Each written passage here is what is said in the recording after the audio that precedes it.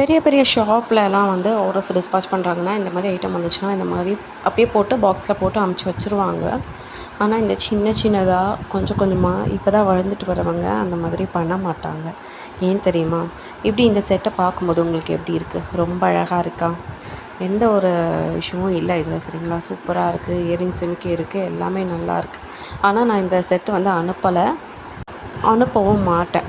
ஏன்னா இதை வந்து நான் எப்போவுமே ஓப்பன் பண்ணி அதை செக் பண்ணி தான் அனுப்புவேன்.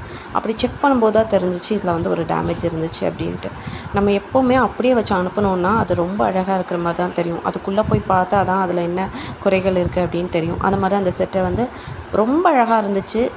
ஓப்பன் பண்ணி பேக் பண்ணலான்னு போனப்போ டேமேஜ் இருக்கிறது தெரிஞ்சிச்சு. இங்கே பாருங்கள், இதில் வந்து அந்த நாட் வந்து விட்டு போயிடுச்சு.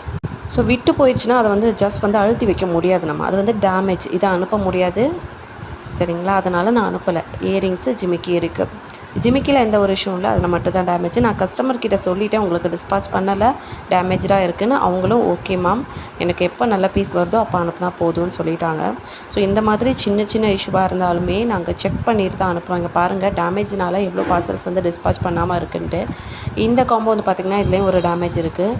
அண்ட் வந்து இந்த இயரிங்ஸில் ஒரு பேர்ல் வந்து இல்லை, அதனால் அதுவும் போடலை. அண்ட் இதுவுமே வந்து ஒரு ஸ்டோன் மிஸ்ஸிங், அதனால் நான் அனுப்பலை.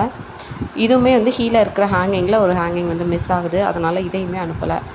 இதுவுமே அதே இஷ்யூ தான், ஸ்டோன் இஷ்யூ. இந்த மாதிரி அவங்க வச்சு அனுப்பும்போது தெரியாது. ஆனால் நான் வந்து என்னோடய கஸ்டமர்ஸ்க்கு 100% உண்மையாக தான் இருப்பேன்.